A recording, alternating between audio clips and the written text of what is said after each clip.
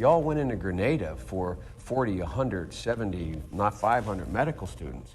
And here there are thousands of blacks being persecuted, killed, death squads, and you're not doing anything. Clearly, Haiti is no more or less in the interest of the United States than Grenada. So what you have, for example, a leading editor of a paper in the Delaware Valley asked their reporters to come down and talk to me and said, why is Biden so concerned about Bosnia and not about Haiti? Is it because blacks are involved in Haiti? Blacks are what at stake in Haiti, and in Bosnia they are Europeans, whites.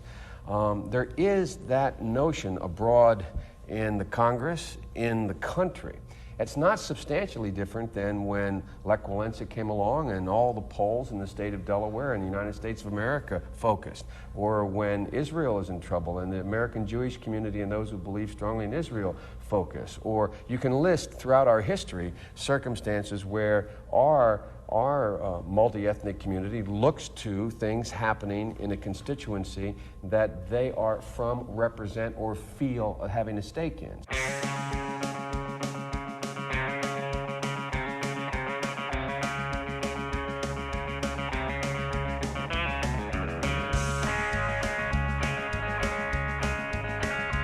All right, everybody. Haiti just quietly sunk into the Caribbean or rose up 300 feet. It wouldn't matter a whole lot because of our interest. The world and Hey. I mean, the Biden stuff is just too good. It's an extremely rich clip. Anytime you see Biden talking about another country, something devastating is soon to happen. But anyways, not to get distracted. Welcome, everybody, to this week's episode of Left Reckoning. My name is David Griscom, joined as always by my good friend Matt Leck. How's it going, brother? It's going well. We got to figure out how to do this intro music thing smoothly on the new system. But other than that, David, it's going fairly well today. My other job got written up by Mediaite today for libertarians saying that the Surfside condo people had it coming. So it's been an interesting day. I mean, it's funny now, but actually, if people listen back to they'll find out I was angry. But anyway, now I'm in a better mindset. Joe Biden. Let's talk about this. Let's talk about Joe Biden and this posture he has on Charlie Rose as if they regularly take a hands-off approach to Haiti. Obviously the news, Jovenel Moise killed last night, assassinated by death squads, it appears. It's very unclear now in speculation. Mm-hmm. We'll get into some of the crazier speculation later. But in the previous months, there'd been all this talk about death squads in Haiti and the idea that Moise was controlling and directing some of them. Well, he certainly was. Absolutely was. And when you get into bed with people like that, what happens when things start turning? But back to Biden saying we have this hands-off approach to Haiti. Not technically true. They're interested in Bosnia, but they're also interested in Haiti. The IMF in 1995, and I should have looked up when exactly. That looked like the 90s. In 1995, forced the nationalization of 9 industries in Haiti. Then the Clinton administration itself pressured Haiti to drop rice and sugar tariffs. This had the effect of forcing agricultural workers into textile factories. Fast forward, a lot of political history to the Obama administration, 2010. The Chelsea Manning cables revealed that the U.S. had the ambassador lean on President Rene Preval to achieve a tax carve-out for a minimum wage law that had just been passed unanimously that wanted to raise the minimum wage from something like 29 cents to 61 cents an hour or thereabouts. And that was on behalf of Haynes and Levi and companies like that. So after those workers had been forced off. And there's another thing where the devastating earthquake in 2010, and in this time since, Haiti has basically, and I'm not sure if this was the case beforehand, but the number one NGOs per capita, they get 51% of their food imported, and it's 50% of people are malnourished. So you look at the impacts of what this is happening. And, Biden was propping up Moise just as Moise, we looked this up beforehand, just as Trump did, and this is a bipartisan effort basically to support. We're gonna stop supporting dictatorship in your country, but what that means, what our democracy is going to be exploitation by our corporations, and we're going to handpick your leaders too. Exactly. Yeah. Yeah. Like, I want to get back to the history and all of this in a second, but just for folks who aren't familiar, very briefly, what has happened since this morning. So this is still a very fluid situation. There has been a successful assassination attempt against Moise, who was murdered in his house. And we'll get into in a second a little bit of who that may have been. But he was murdered in his house. His wife was also shot. She has now been brought to the United States, where she is receiving medical treatment. But just to give folks a little bit of context, since mid-February, there have been massive protests against Moise because he has refused to abdicate his position as president. And this isn't even a situation, right? Like what we've been seeing in other countries where, he's going to start claiming election fraud or things like that. There's been a refusal to have any form of democracy in the country. Right now, Haiti is a country where the vast majority of democratically elected positions are sitting empty. Moise has waged war against the courts. I believe there's only now 10 sitting senators. The assembly is all but dissolved. And Moise has been cracking down on these protests, basically saying, we want to return to civilian rule. We want to return to democracy. He has cracked down on these, or he did crack down on these with brutal tactics. In fact, he created an organization, the NIA, which is, basically an organization of thugs that do his bidding. They have incredible police powers of both surveillance and arrest, and also the ability to murder people. And they have legal protection from being, tried for any of their crimes against folks, right? So people have been showing up in protest against the government, and they have been met with brutal crackdowns.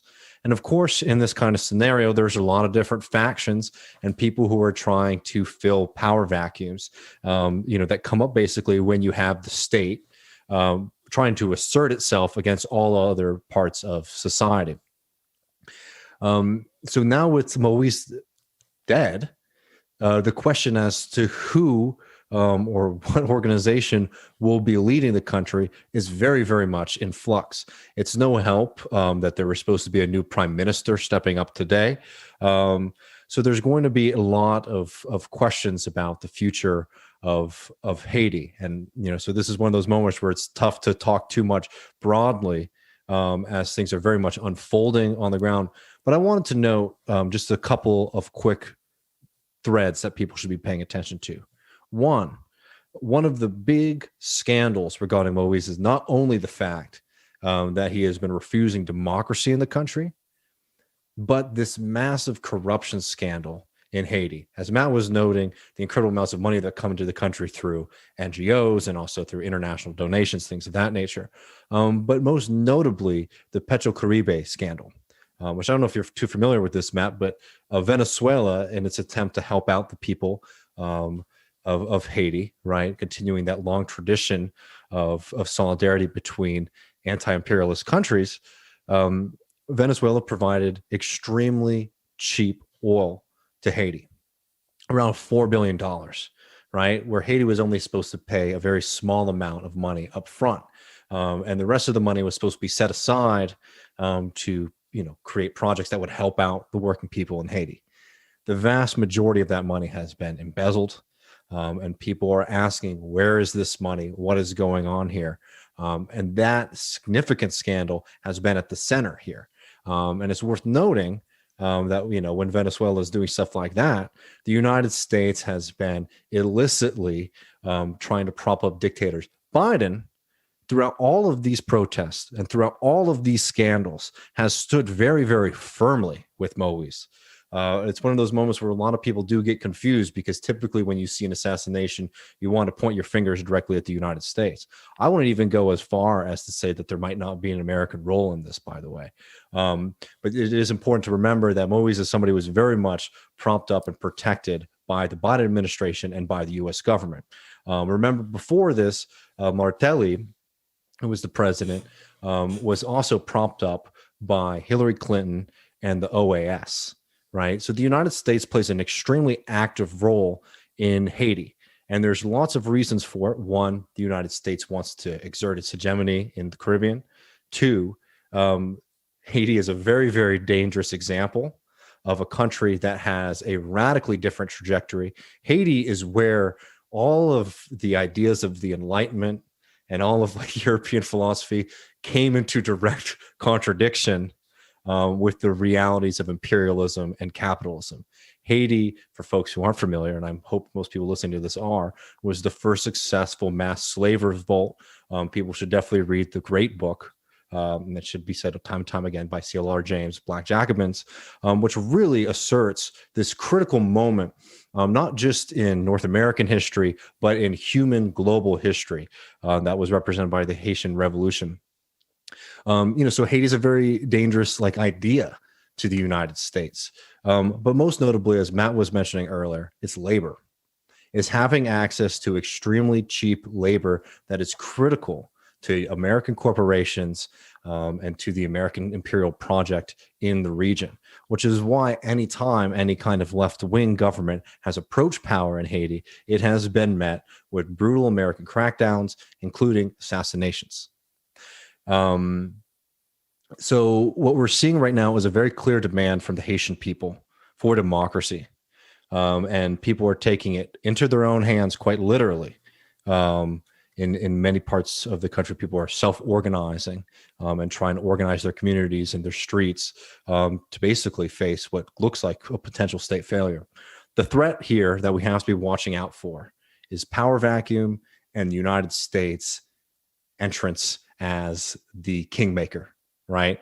That is the biggest threat and the biggest fear right now is the Biden administration comes in and says, here's a rocky situation. The United States is going to come in with the military and take control of this situation. And then they're going to pick the next leader and continue this vicious cycle. Right.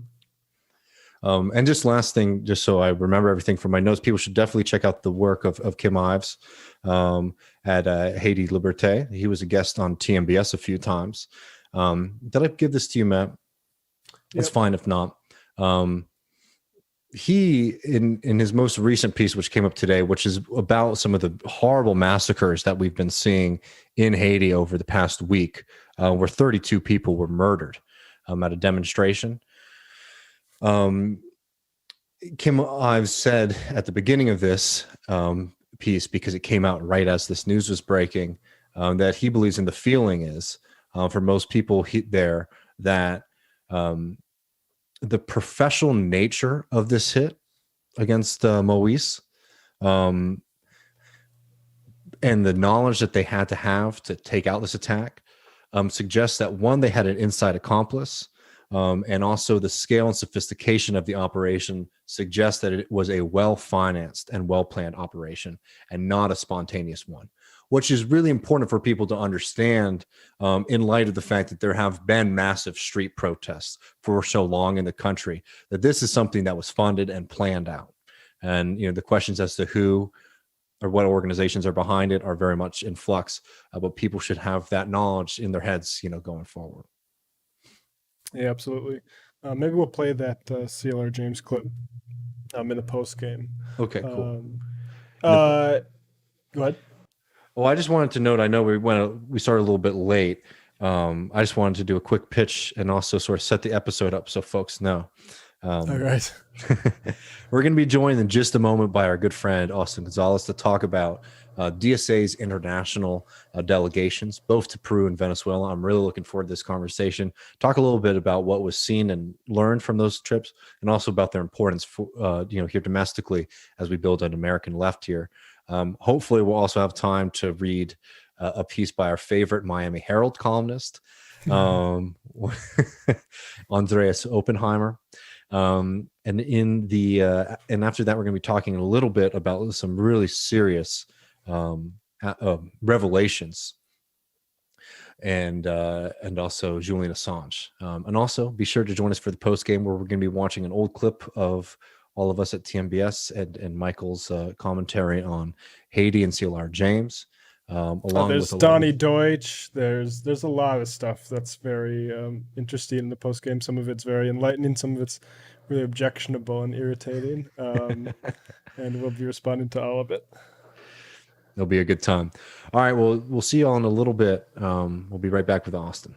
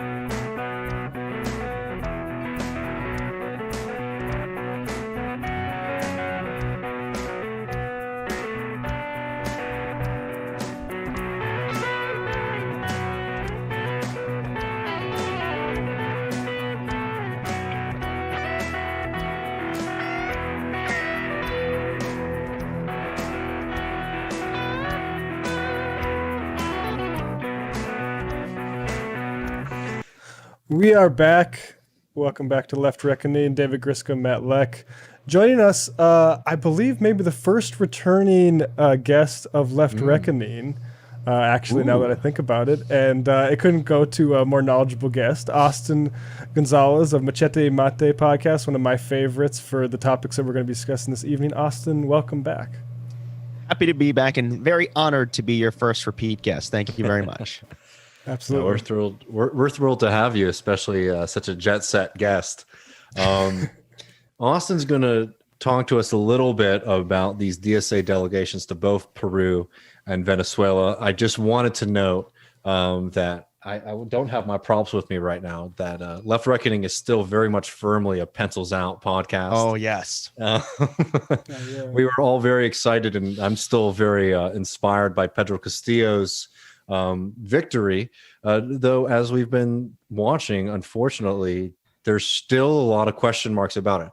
The results of the election are not in question at all, but the fervor of the right wing and whether or not the Western imperial powers are going to play ball with the Peruvian right wing is very much a large question. Could you talk about Keiko Fujimori's sort of refusal to accept Pedro Castillo's election results? Absolutely. So a little bit of background here. As you mentioned, I went to Peru to observe their elections on behalf of the Democratic Socialists of America, right? I'm a member of both the National Political Committee of DSA as well as their international committee. That was kind of like the basis for our delegation. And we worked in collaboration with a couple other groups that do this regularly, including the Progressive International, as well as the Party of the European Left, and a couple other ones. Sao Paulo Forum was there as well. A couple different groups that do election observing. We met with a lot of different groups down there, and the common theme from groups that we would meet with, human rights orgs, political parties, social movements, the common theme was a fear that regardless of whether or not Castillo would win, that the right wing would try to steal this election in a few different ways, one of which is manifesting itself as we speak, as you've referenced. The two biggest concerns that election observers had, and not just us, but once again, human rights organizations on the ground that we talked to, was one, we feared a situation like what happened in Bolivia in 2019 for their coup, which is to say that Peru, much like Bolivia, has rural communities that lean heavily toward Pedro Castillo in this case, Evo in Bolivia's case, but rural communities whose votes come in later, right? So there was a concern that the urban vote would come in first. And because the urban vote would come in first, Keiko would just declare victory. Now, luckily that did not happen. But for anybody who was sitting on pins and needles on election day, it was very tight. And the urban vote did come in first. And it was, once again, people were a little worried that something like that would happen. The second concern is the one that is manifesting itself right now, which is that the margin would be so razor thin, which we all knew it was going to be very, very tight, but that the margin would be so razor thin that Keiko and the right wing would do what they're doing right now, which is attempt to death by 1,000 cuts, right? Muddy up the process, attempt to scrutinize as many votes as possible. Find very similar to Donald Trump and Stop the Steal, right? Try and find instances of maybe bureaucratic incompetence, right? And say, this is systemic fraud. You see, they cheated us. Even though this is, once again, any example, they've not given any examples of systematic fraud. That's the bottom line. They've not given any actual examples of Peru Libre, once again, which it boggles my mind how they would somehow rig the election, even though the right wing's in power in Peru. But that's a whole other conversation entirely, I suppose. But this is a very real fear. And this is a very real concern from the activists on the ground in Peru that they're going to stop Castillo from getting inaugurated. Now, I don't know, asking my opinion, right? I don't know that they'll successfully be able to coup him before he takes office. But it's terrifying that we even have to have this conversation, right? And as soon as we left Peru, our friends on the ground, the unions we met with, the activist groups we met with, were giving us alarm bells almost immediately, saying, hey, this is very concerning, right? And this is despite the OAS putting out a statement saying, hey, these elections were clean, let's chill out, Keiko, blah, blah, blah. You know, this is despite that. They've still, like, the media in Peru is so deeply right-wing, they've been in lockstep with Keiko the whole time. So for our comrades on the ground in Peru, all they see is the Peruvian media saying, oh, yeah, you see fraud. Oh, my goodness, this guy Castillo. Whereas there's an interesting dynamic where that the international community just kind of sees, once again, these OAS reports or what the U.S. State Department put out, which have mostly been like, oh, we should respect the results. In Peru, completely different. And that's why people are very afraid that there might be some sort of preemptive coup to stop Castillo. Like I said, maybe I'm optimistic. I don't know. I think I want to. It's like I said, it scares me that I'm even this uncertain because of, once again, how tight the vote margin is. But I mean, we'll see. This is a developing story fully. Well, for sure, I will say, one thing that does give me a little bit of confidence is just because papers like the Washington Post and the New York Times already have like a grammar and a logic to report on this. Basically, they're saying, oh, he's doing a Trump. They've immediately taken a posture against Keiko, which is, very beneficial. I'm very happy to see. And sorry, real quick, this is the, should I say, benefit, right, of having your opposition be led by a literal political criminal, right? Yeah. Keiko was literally in prison just last year. She was on house arrest in Lima and could barely campaign. So that's another dynamic entirely. In fact, a lot of the average Peruvians we spoke to, they would talk about the corruption, right? They would say, I'm supporting Castillo because we do not want to, the Fujimorismo, right? That's a legacy of corruption in Peru. Yeah, you mentioned on Machete y Mate that the negative partisanship angle was very pronounced in Lima, especially. Like it was where it was anti Fujimori and anti Castillo. Can you just speak to that a little bit and how it differs from the actual outside Lima? 100%. Negative campaigning was now, to be clear, I spent all my time in Lima, so all I saw was the negative campaigning. I wish I could have gone to the rural communities where it was a very different dynamic, right? Like, you just look at the vote in cities like Ayacucho, which are in the rural areas. 80% for Pedro Castillo. My God, that's an insane margin. But yes, as you mentioned, in Lima, it's funny. As soon as I landed in Lima, there were two hilarious things that I saw almost immediately. The first hilarious thing that I saw immediately, as soon as we got off the plane, you know how at the airport you'll see people holding up signs for, oh, I'm your chauffeur for whatever. There was literally somebody with a sign that said OAS, right? OAS. So that was just hilarious to see. Oh, great. The OAS is on the scene to steal the election. That's fun. Although, yeah, luckily that did not happen. But the second thing that was super hilarious that we saw almost immediately, the first political billboard we saw, which it said, it was big, bold letters, 5 days to vote no to communism, right? Wow. And that was Keiko's campaign, totally negative, which is this is a senderista, the shining path of the communists. We need to stop them. This is unacceptable, right? And as you referenced, Matt, and as I referenced a little bit earlier, the people we talked to in Lima, and the average people, right? Not the political parties. Obviously, the political parties had a much more, I suppose, robust reason for supporting Castillo. The average people, right? We made it a mission to talk to our cab drivers, right? Who are you voting for? There's a really big election coming up, right? You got to have some sort of opinions. Every single one of them, except for one, said, I'm supporting Castillo, and the reason is because of the corruption, right? Because of the corruption of people like Keiko Fujimori. That message, that campaign slogan, no más pobres en un país rico, right? No more poverty in a rich country, that resonated. And it's true. You know, we talk on Machete y Mate, my podcast, all the time about how Peru is one of those countries it's like a sleeping giant, right? This is the former seat of the Inca Empire. It should be like in the G20 or whatever, and actually a country that doesn't have such a stratified society between rich and poor, between indigenous and, you know, I don't know, Spaniard descended, whatever we want to call it, right? Criollo, whatever word we want to use. So it's that message truly it was clear to me, at least, that message resonated to the average Peruvian. So that the dynamics in Lima are unique in that, once again, Lima is also a pro-Keiko stronghold. Keiko dominated in Lima. So it was still fascinating to see how many average people still supported Castillo despite all of that in Lima. No, it is absolutely fascinating. And I want to ask you in a moment about, you know, your experience and the relationships that you're able to foster, like through DSA in that part of the world. But before I get to that, I just want to take another opportunity to ask you to sort of explain the gist of Pedro Castillo's campaign, policy-wise, what it represented.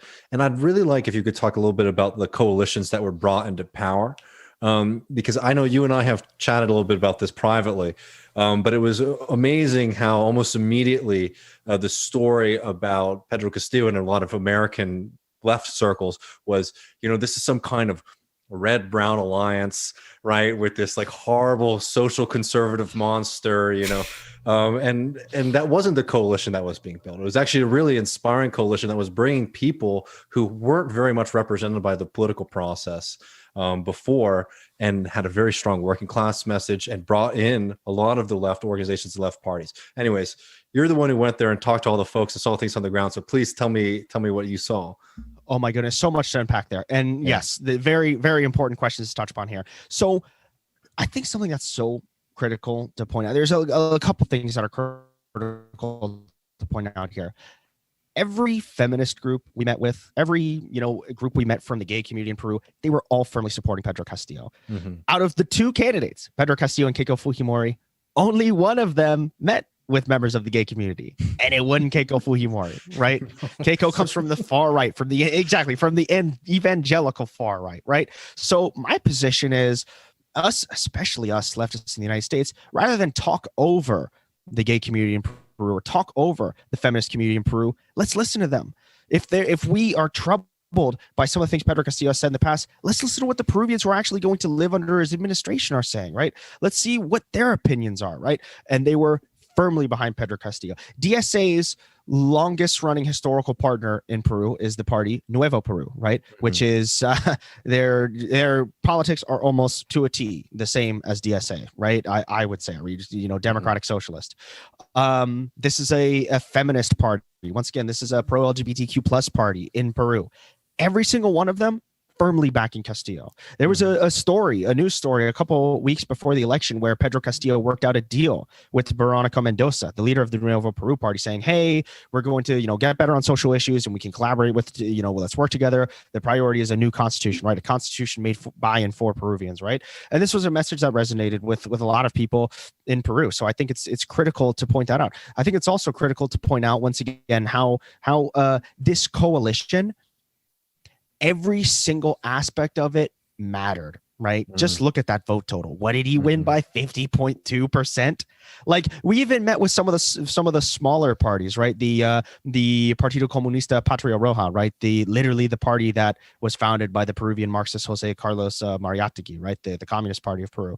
Even those small parties, if literally just one of them peeled off of this coalition, he probably wouldn't have won. So like, this truly it's such a remarkable story to see this candidate who basically came out of nowhere be able to forge, to have a message that was able to resonate so deeply to so many Peruvians that the entire left and entire progressive forces were able to come together in this movement to get this guy elected. And, David, you asked me a little bit kind of about like Pedro Castillo's like politics himself or whatever. I think another important point to make here, and perhaps this might be, my own opinion here, just from my interactions. I did get a chance to meet with Pedro Castillo as well, which was a very interesting experience.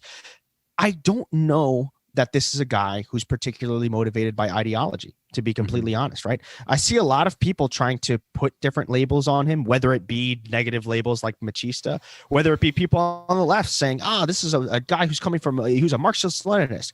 His party is certainly kind of like Marxist-Leninist, but he himself, I don't know that I would say that about him, right? I don't know that this is a guy that's motivated by ideology. I think this is a guy who came from the teachers union movement, who looks around in his community and says, why the hell is everybody so poor, right, in a country that has so many resources, right? I think this is a person who truly is an organic reflection of the massive upheaval that just happened in Peru last year, right?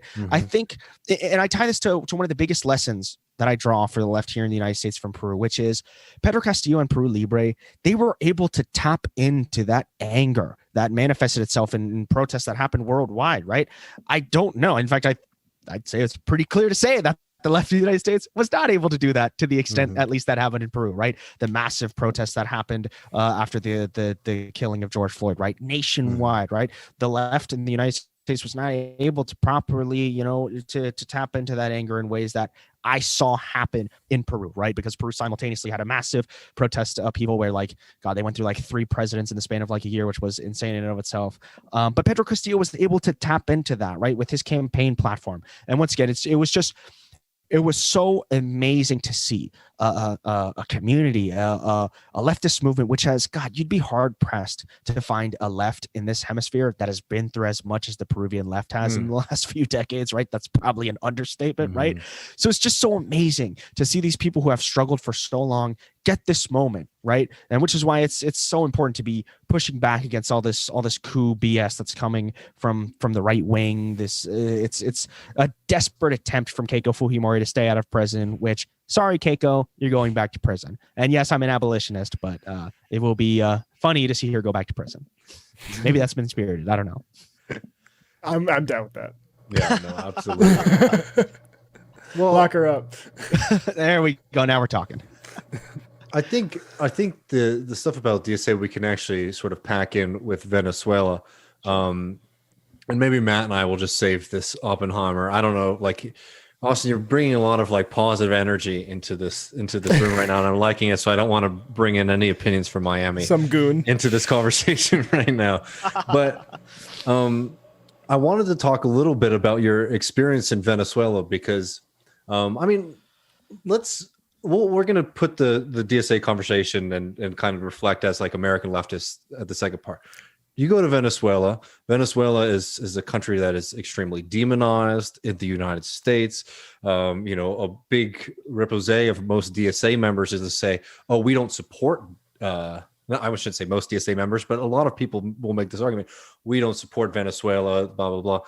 There's not a lot of information and media coverage of what's going on in Venezuela, except for the most extremely biased stuff possible. You go into Venezuela, And what was your experience? What did you see? Who did you speak to? Just paint us a little bit of a picture here. Oh man. Okay. Once again, a lot to unpack here. I think it's important to take a little bit of a step back here. Once again, from the U.S. left perspective, right? DSA was just a couple thousand members pre Donald Trump, right? After the giant membership boom that has happened in DSA, a lot of our internal structures have gone through a process of catching up with that boom, right?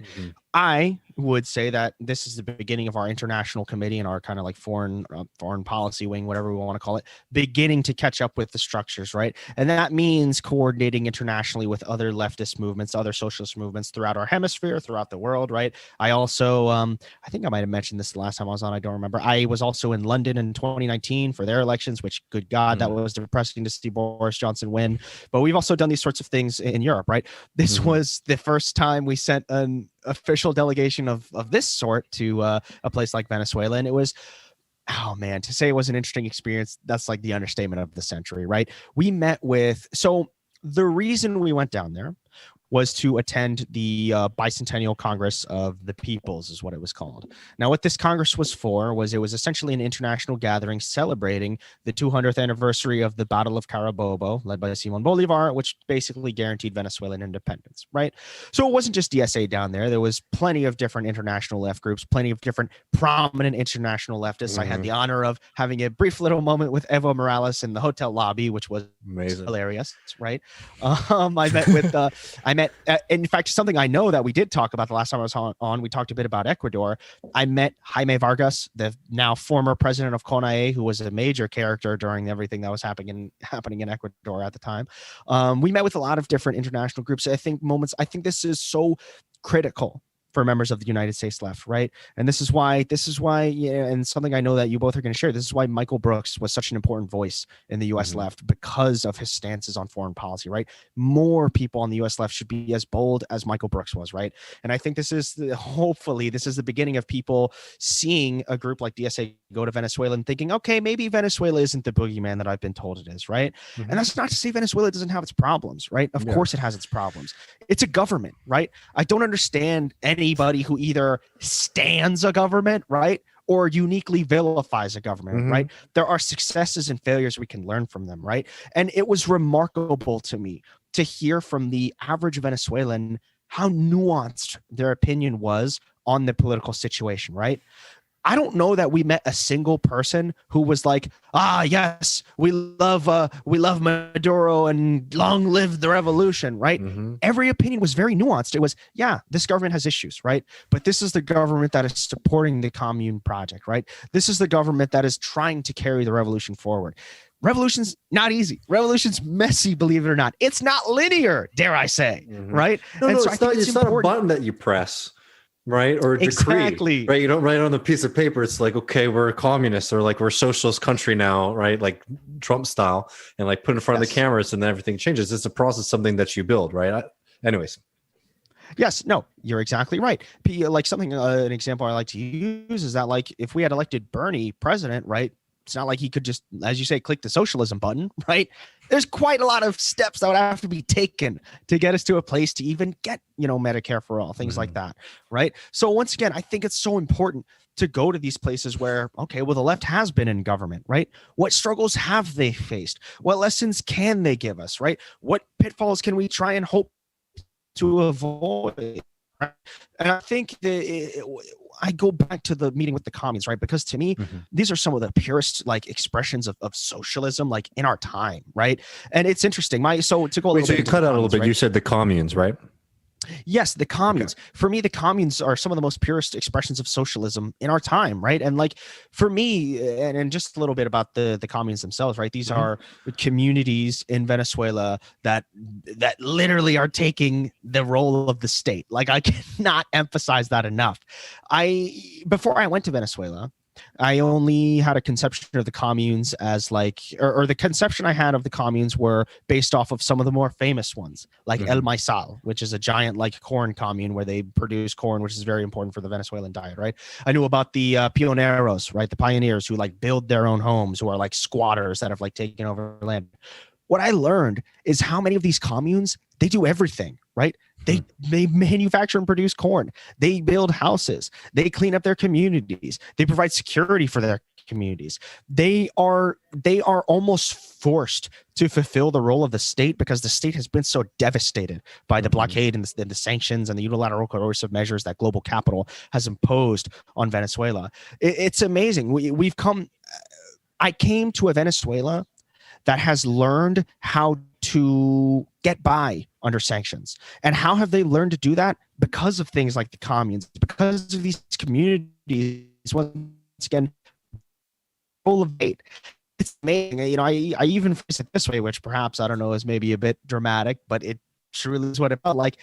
You literally see the withering away of the state, so to speak, in real time. And it's an amazing thing to see. And I think there's once again so much to be learned. I don't know if I'm cutting in and out, but my Wi-Fi might be messing up here.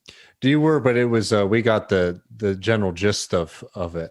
Yeah, no, I mean, I think it's important, if nothing else, and this is why I really thought that all the things you were seeing on Twitter, for example, of DSA members who were there, just sharing pictures and videos and things like that, just being able to push through a lot of the nonsense and the portrayals of Venezuela to understand what it actually is. Because, like, let's imagine for a second that there wasn't like a media, like, okay, there's the actual blockade, but there wasn't also a media blockade, right? There would be a lot of interesting and nuanced conversations to have about Venezuela and the project there, right? But what we're especially saying right now is that you don't even see anything there. The ability to have any kind of nuanced conversation or understanding of it is extremely hampered. And one thing that I thought that was so good about this moment was I've always felt sooner or later, especially as DSA and the American left becomes a little bit more international, people were going to have to sort of come face to face with the way that a lot of American leftists think and talk about the rest of the world. You know, some people were asking us about the media coverage about Venezuela, about like the DSA delegation to Venezuela, and pretty much all that I saw, and correct me if I'm wrong, was just, you know, the right wingers having a field day.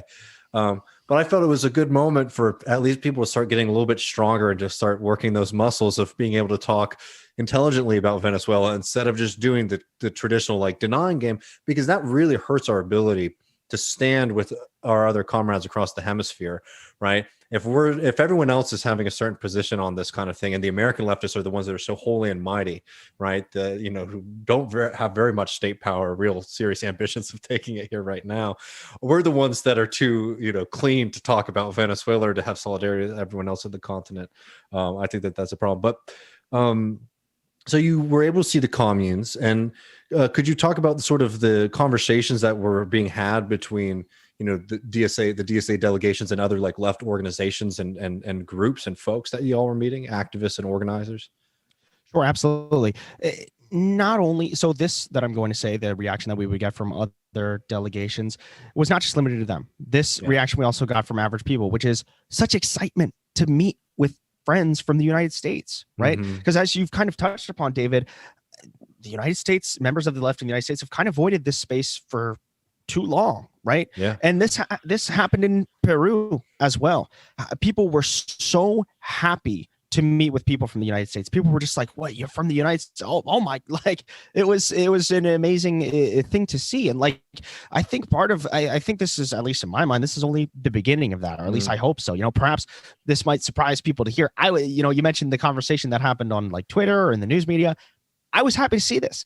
I saw ideological growth. I saw debate. I saw conversation, right? I'd rather us confront our contradictions on this and try and hash this out rather than like, okay, let's just hide this in the closet and not even act like this is a thing. No, let's actually have this conversation. Let's see what we think about this. Let's grow ideologically. And personally, dare I say, I enjoy doing things that piss off Elliot Abrams personally and ruin his day and force him to write some blog piece. I enjoy doing things that make the chair of the Republican Party put out a tweet saying, "Oh my God, the DSA," right? We should take pride in that. Personally, I say we should be happy that we ruined Elliot Abrams' day. I would say. But going back to the core of your question there, because I just had to get that one out. No, delegations, we're so happy to see DSA there, right? We're so happy to, obviously, it wouldn't surprise anybody to know that one of the first things that a lot of delegations would ask is, "Oh my God, Ocasio-Cortez, do you guys know her?" That sort of thing, right? Because it's amazing to see how amazing and well-known AOC is as just a worldwide figure. Like, it's anybody who thinks, oh, is she really furthering the cause of socialism? Tell that to these people who see her as a major inspiration basically anywhere you go, at least anywhere I went. It was truly remarkable to see. No, I mean that's such an interesting point too, and like for people to realize what the U.S. left looks like from the outside too, right? And where people are seeing the moments and the movements. I think that's a really interesting perspective. Can you just talk about getting along those lines, like the perspective offered by looking outside of electoral politics in the states? Like, for instance, like rewriting a Fujimori constitution, right? There are limits we all know to electoralism. When you get a mass sort of mandate to do something like that, that is like amazing. And talk about that. Sure. That's to me one of the things that's unique. You use the example of the Constitution. To me, that's one of the unique things about the left, at least in Latin America, right? They have been able to, in some places, in Peru, in Venezuela, right? What was Chavez's campaign slogan in 1998 or 1999, right? We're going to rewrite the Constitution, right? They are able to truly use these electoral campaigns to make systemic change happen. This is why I go back to what I say earlier. There's a lot of lessons to be drawn from this. It makes me sad whenever I see people who uphold the democratic socialist tradition, in my mind, turning a blind eye to some of the most successful democratic socialist projects of our time, like almost literally, right? So like, it's amazing to see what's happening in Chile right now as well. Very similarly, movement to change the Constitution. Now, I know that's perhaps a more awkward conversation in the United States, where the Constitution is the Bible and holy, and that I don't know how a movement to change the Constitution would look here. But I think there's so many lessons to be drawn between like actually using an electoral campaign to make actual, dare I say, revolutionary change happen.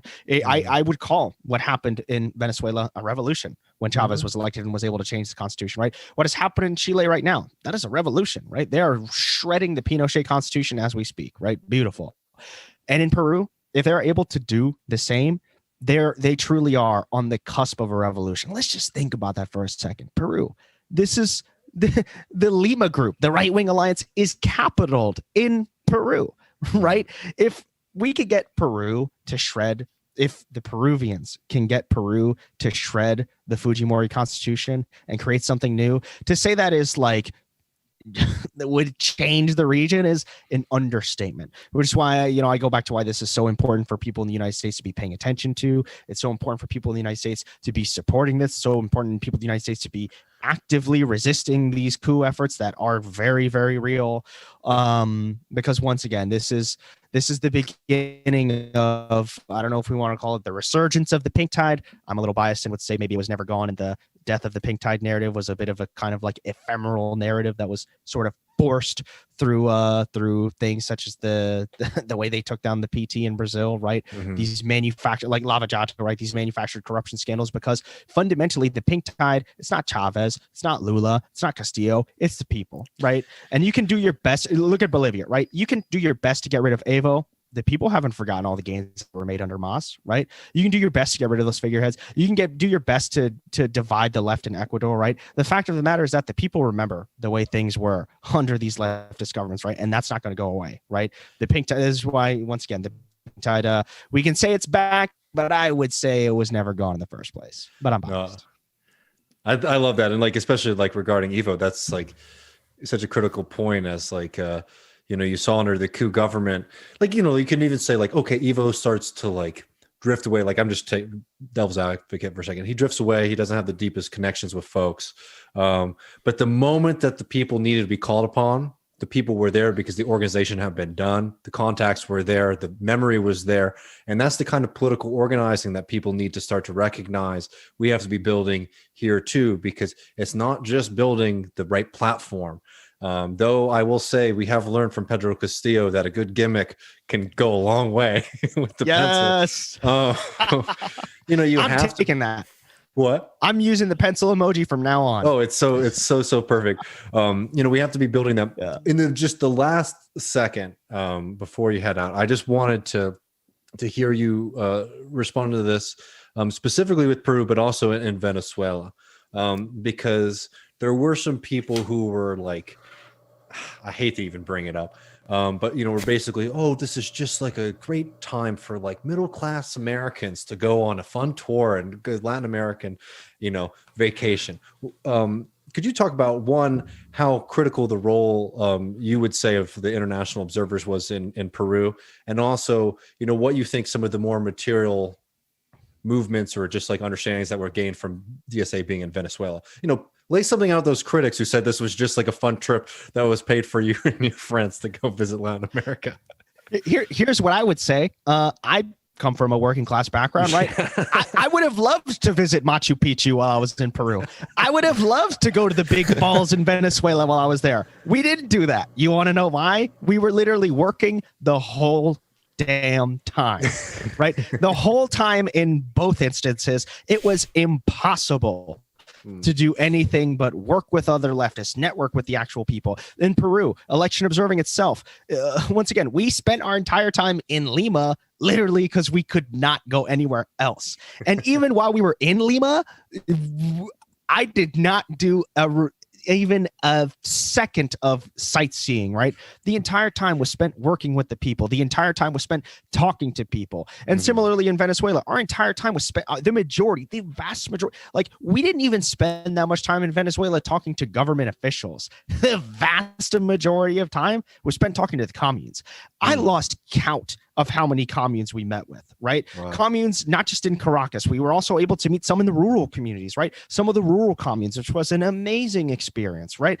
I met with communes that were so amazing that I have never even heard of, right? Wow. These are once again, these are people that people in the United States don't even know exist, right? And it's amazing to me, once again, what they are able to do in their communities where the state is unable to provide any sort of support because of how crippled the state has become. So once again, to anybody who thinks that we took a vacation, part of me wishes we did, right? Because I would love to go see these sites, but that we were unable to.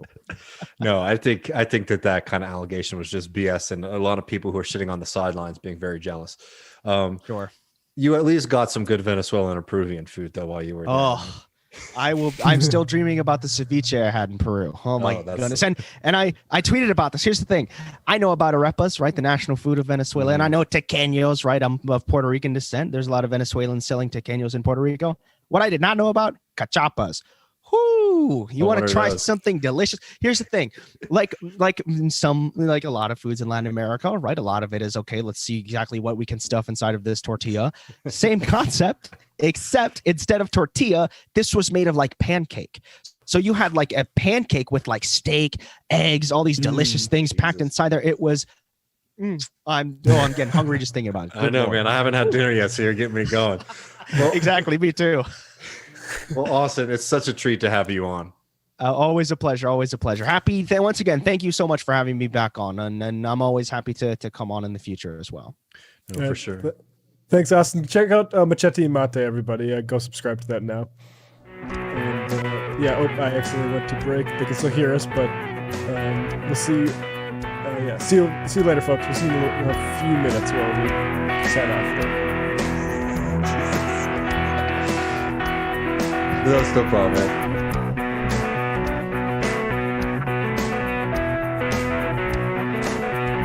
Oh no, yeah. That's the problem.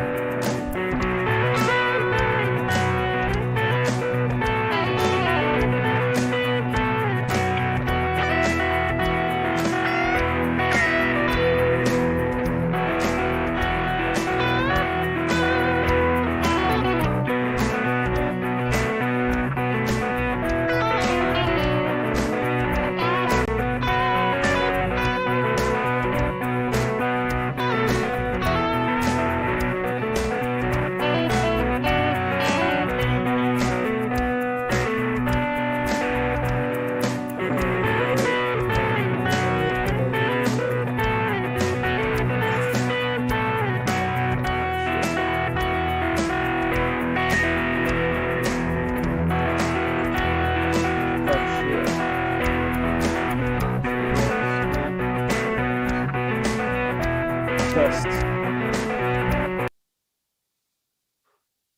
All right, are we back? Streamlabs just had a little hiccup there. Hopefully everything's okay.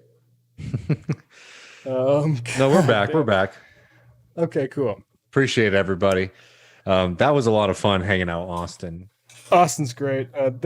Austin and the boys, T, and I'm forgetting the other guy's name who has the quiet mic, but they do just a great show. I think it's perfectly my speed, where it's like hosts that are very familiar with each other and know each other's like personalities well, but also have very good knowledge of what they're talking about. I wanted to make a quick programming note too to folks, because there is a lot that is happening in Brazil right now. Obviously, the long-term positioning of Lula, as he hopefully is able to, retain and regain his position as president of the country and finally kick out the clown fascist Bolsonaro. More corruption allegations. What's looking like it might be a very strange and crowded presidential field. It's one of those things when you're looking at Brazil, it's like every time you start preparing a show, some kind of new bombshell happens.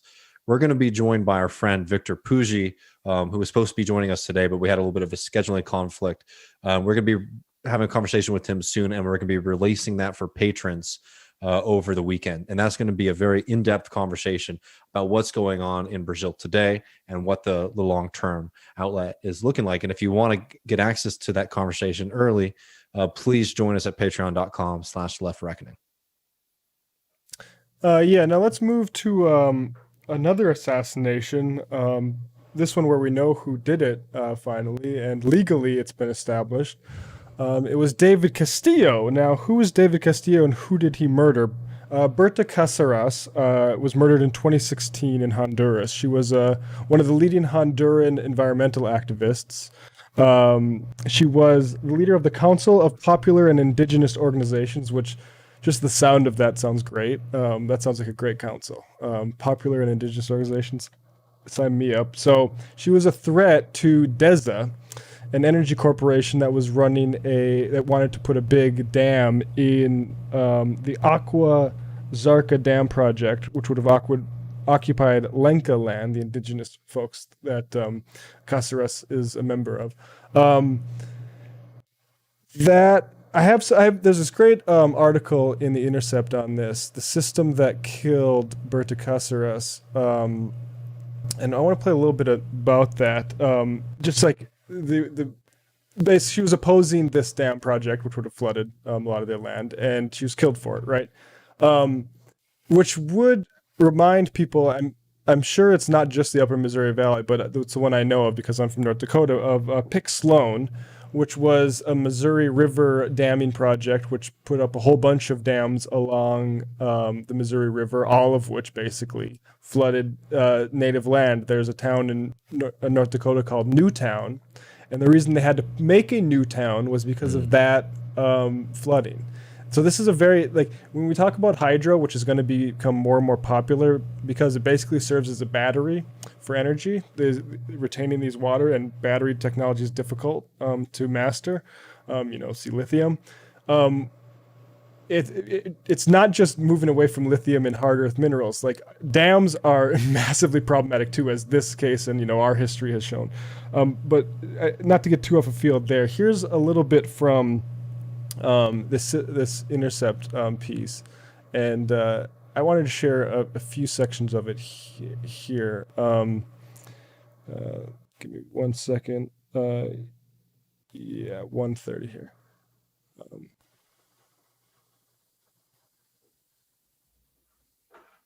Okay, here we are.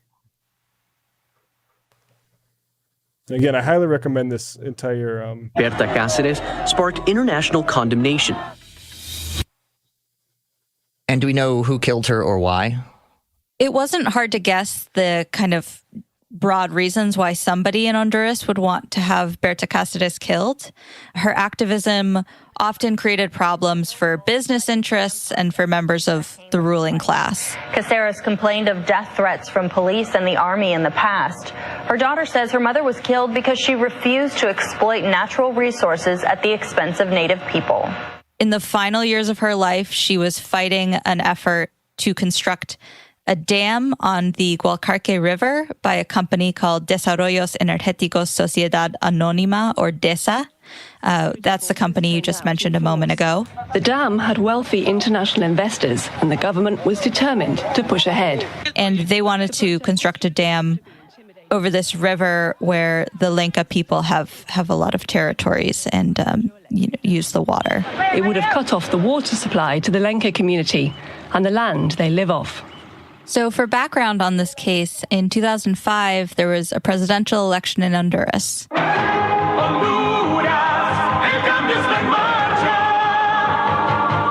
The winner was a businessman named Manuel Zelaya, sometimes known by his nickname Mel. Urge gana Honduras, ganas tú. Zelaya was elected on a liberal platform, but moved to the left during his presidency. While he was president, he prioritized Honduras's agricultural production to reduce reliance on imports and joined a Venezuelan-led regional trade group called the Bolivarian Alternative for the Americas.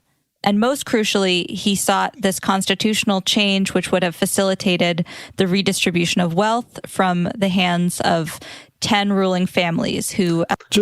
Just to zoom up a little bit forward, basically, he was couped. The Obama and Hillary Clinton both personally described it as a coup, but the State Department somehow never got around to acting on it as if it was a coup and doing anything about it. Do you have anything you want to say there, Dave, before we move on a little bit here? There's another clip here. We didn't quite get to it, but where after this happened, Honduras is open for business was their big slogan. I also want to put it two things. So David Castillo was the president and CEO of DSA, the company that was putting this dam in. And he was, I want to share this quick. We got some celebratory, some more fun here, or happiness, I guess I shouldn't say fun. Coming up from the very best. Okay. Sorry, that audio is not great. But so David Castillo is found guilty of assassination for ordering this hit on this activist. And the one thing that I believe the daughter of Berta has said that she wants to stress is that we don't want, this is amazing. This is a great, bit of justice. This can't just be a one-off, because there's activists under threat all the time in Honduras in the exact same way. So this is great, and this needs to be to set a sort of pattern recognition for folks about what's happening. Not that, oh, thank God, now everything's sorted out.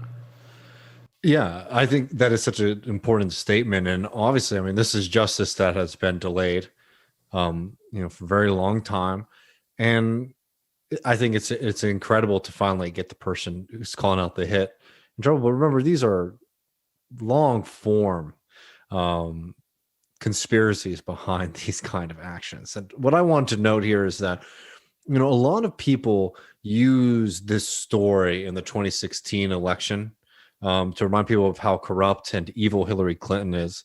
And I think that that's certainly correct.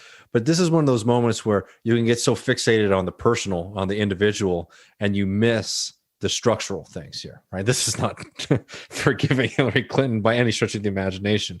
But what I want to remind people of is that Clinton's role, right, in this coup against Zelaya, should remind people that it's not just like leftism or like socialism that is a direct threat to American empire. It's like basic developmental statism, right? Like in the sense of I want to develop my economy in a way that benefits the people in my society, most notably the working people, and not the people at the very top of my society, and multinational, international corporations, right? That kind of politics, so even if it's just liberal, right, not even anti-capitalist, is a direct threat to American hegemony and imperialism. And Hillary Clinton made a choice in her life to be a foot soldier for that system, right? And we should judge her for that forever. But remember that these things are very, very, they're much larger than just personal egos and, this kind of thing. Some people have more fervor and passion for evil and wickedness than others. But there's a reason that Hillary Clinton was making these kind of decisions that led to, more devastation in Honduras. And unfortunately, to the murder of Berta. Let's. I also want to play just a little bit more from this because I love that they got these call logs, and I think they're pretty illuminating as far as the mindset of the people who order assassinations of activists. Would later be charged and sentenced with the murder of Berta Caceres. That call log wasn't only looked at by us. It was first examined during public prosecutor's office in their trying of the hitman who would later be charged and sentenced with the murder of Berta Caceres. That call log wasn't only looked at by us. It was first examined by an independent expert, and it showed, and her analysis of those chats showed that the assassins had communicated through a compartmentalized chain that reached the highest ranks of leadership of the company. And so we looked at those messages to show how they demonstrated a plot to kill Caceres. And they also demonstrated DSA's involvement in other unethical activities, like bribing journalists covering the story, spying on activists and diplomatic meetings, and keeping tabs on Berta's location. And so we can see that on July 15th, 2013. So that very day, one of the leaders, Atala Midens, sent a message to Castillo, who at the time was the president of DSA. And he texted him in Spanish, "The military killed an Indio." And he said, "It looks like another of them is dead." In response to that, Castillo said, "Pay the reporter from HCH, which is a Honduran news station." And he said how much they would pay him. He went as far as that. He said 1,000 lempiras for last week. And right now we can give him another 1,000. So that amounts to about $100 US. And we know that when that television program ran the story, the broadcast was slanted in DSA's favor. They mentioned that the child of someone working on the dam had been killed and indicated that members of COPIN were responsible. However, that has been widely disputed. And right. So, I mean, it's just fascinating how that works, right? Just to say, like the things you suspect. But just, in Indio, as they say, the anti-indigenous, just racism, white supremacy, another $100 to get this journalist to cover for us. Yeah. Yeah. I mean, it's extremely important to be able to shed light on these things. It's just such a devastating, story. And a realization of the seriousness of this fight, because they were very powerful people, killers trying to continue to murder and to choke the planet. Yeah. Well, David, anything else we need to business we need to complete before we get to the post game? Yeah, I think we should talk about this Assange briefly, because this is a very important story for folks. Everybody knows the name Julian Assange. But remember, when we're talking about this kind of journalism that The Intercept is doing in this case, these kind of things, this kind of brave journalism of exposing these secrets, of exposing these networks that have the ability to sweep these things under the rug, right? That's an incredible service to democracy.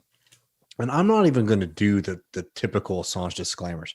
At this point, people should know the way that the board is set. And what is going on against Julian Assange right now is a continuation of an attempt to stifle democracy and journalism. And it is certainly an attack on his basic human rights.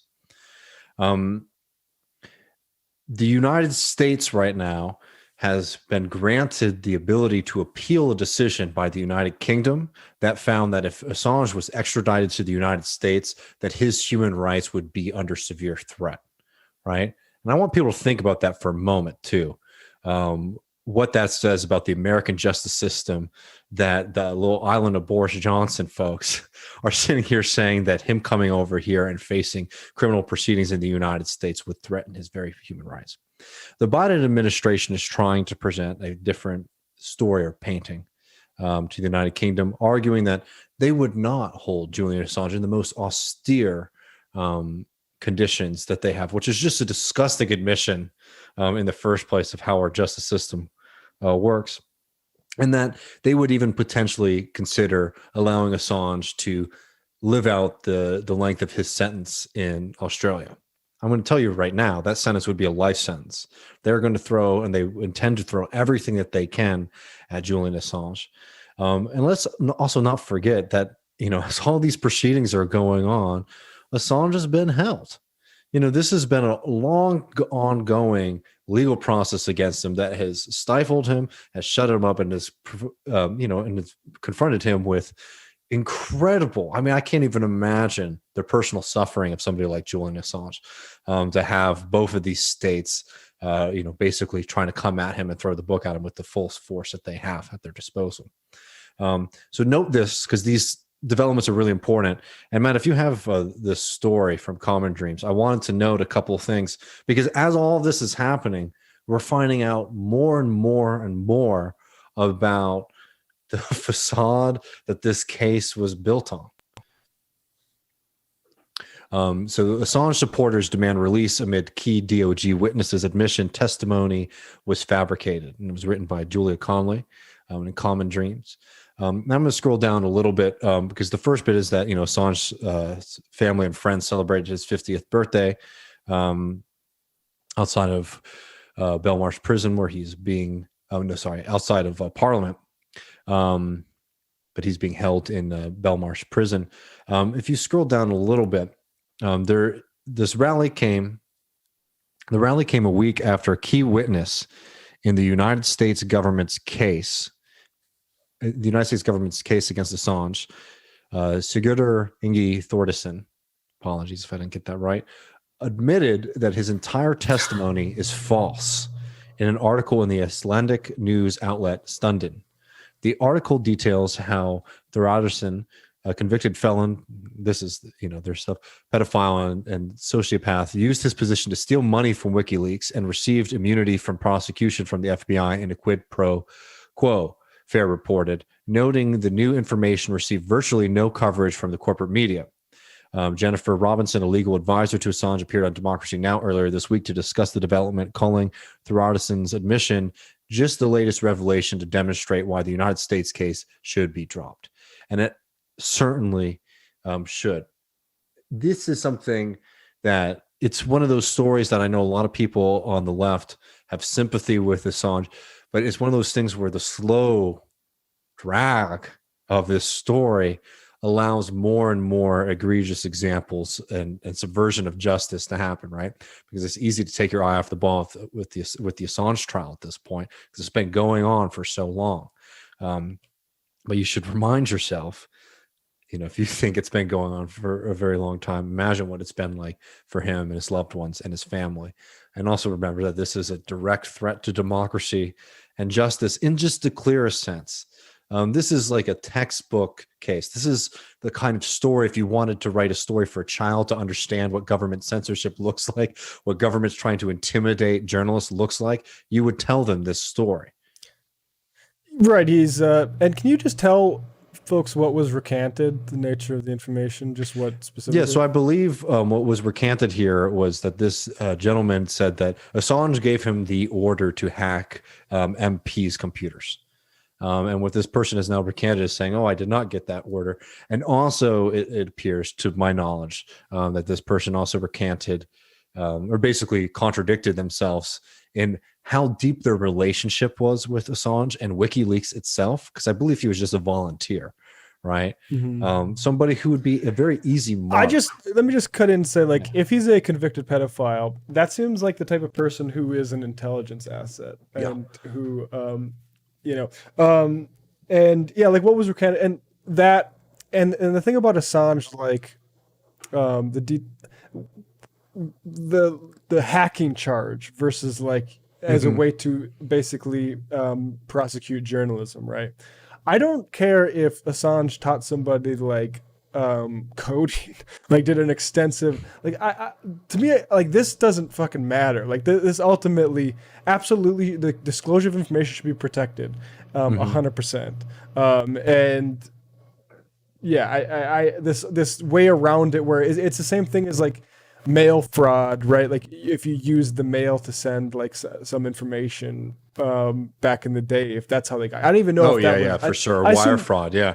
Right, like I wonder if that was even protected under the First Amendment. Like this is to be honest, this is like the same thing. No, I mean, and this is classic American bullshit. I mean, this is exactly the same kind of thing that's happened with Leonard Peltier, where the FBI has come in and intimidated people and said, "Hey, you're going to say to the judge that you saw him doing this, this, and that you saw him wearing this, that you saw him with this kind of gun." Right? I mean, these are documented at this point. That the FBI was doing this against Leonard Peltier, and that's not the only example, just one that's coming to my head right now, right? Like this is a tactic that is used time and time again by the state to try to get their way in something that is supposedly supposed to be objective. We all know. I mean, there's a gun planted on Red Fawn Phallus. Collins Catch the Bear's a name. I don't know that story off the top of my head, but I think another Fed informant type situation. Like this stuff, yeah, like it's the playbook, right? Like, and it never stopped. It's like what, yeah. I don't know what else to say. And just as a cherry, it has to be stated again. Remember, what was exposed was not just gossip; it was legitimate war crimes committed by the United States in an imperialist war. And if you can't recognize that is the focus and the reason that they are challenging Assange, if you are too fixated on, for example, the 2016 election, that you forget, they don't care about, like, maybe, Clinton, if she were to be president, might be really pissed off and want to be targeting Assange, right, for the email leaks, right? The reason the state is coming after Julian Assange, right, and which, again, I would defend him in that moment too, because that would equally be absurd. But the reason that the state is coming after Julian Assange is that he exposed imperialist war crimes and an American adventure in the Middle East, and they did not want that information to be public. I mean, the WikiLeaks cable we had, cited at the top of the show about Haiti, but we're just going to have the ambassador on behalf of fucking Haynes. I mean, how a clear line can you draw, right? The U.S. ambassador saying, "Hey, this minimum wage thing, no, because Haynes told me not to."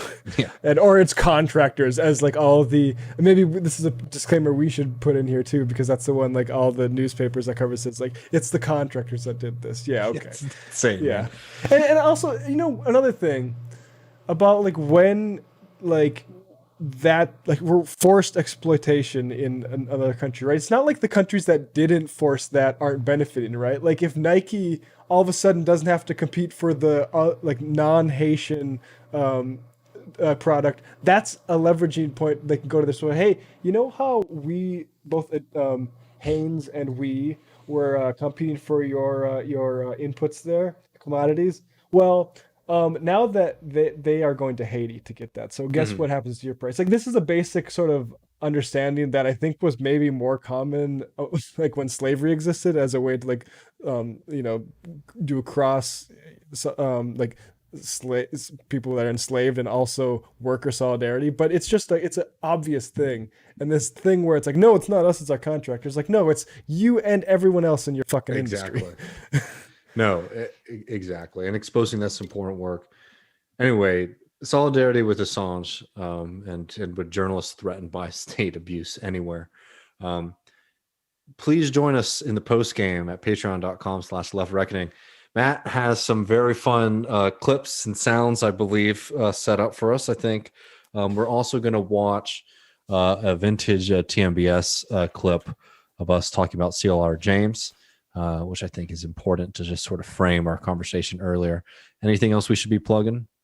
Yeah, we're going to be talking about Donnie Deutsch. We're going to be talking about an interesting new Claire McCaskill 4th of July family tradition.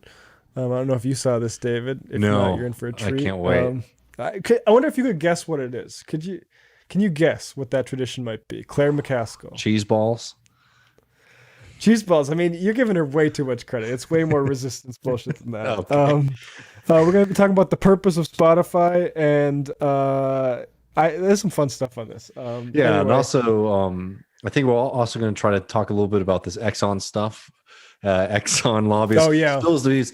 And, we'll talk about this other thing, but I love this clip so much because people who haven't met lobbyists don't know the kind of character. Like, obviously they're sickos and all that kind of stuff, but they're also just so vain that you can really get them going about a lot of stuff. So it's a very fun clip. We'll be hanging out and also taking your questions. So join us at patreon.com/leftreckoning.